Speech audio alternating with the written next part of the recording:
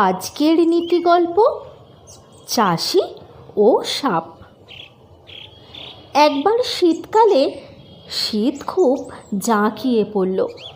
হাড় কাঁপানো ঠান্ডায় মানুষ পশু পাখি সকলেই হলো জব্দ। সেই সময় এক চাষি দেখতে পেল পথের ওপারে কুঁকড়ে মুকড়ে পড়ে আছে একটা সাপ। প্রচণ্ড ঠান্ডায় প্রাণীটার শরীর জমে যাবার মতো অবস্থা হয়েছে। এভাবে একটা প্রাণীকে কষ্ট পেতে দেখে চাষির খুব দয়া হলো। সে সাপটাকে তুলে নিজের বুকের কাছে চেপে ধরে চলতে লাগলো। চাষির বুকের উত্তাপ পেয়ে কিছুক্ষণের মধ্যেই সাপটা বেশ চাঙ্গা হয়ে উঠল। সে নড়াচড়া করার শক্তিও ফিরে পেল।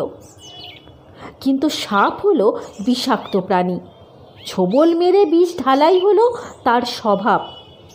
তাই নড়াচড়ার শক্তি ফিরে পাবার সঙ্গে সঙ্গেই সে চাষির বুকে মারল এক ছোবল, আর বিষের জ্বালায় ছটপট করতে করতে অল্প সময়ের মধ্যেই চাষি গেল মারা। এই গল্পটির নীতিকথা: দুর্জনকে প্রশ্রয় দিলে তাদের হাতেই সর্বনাশ হয়।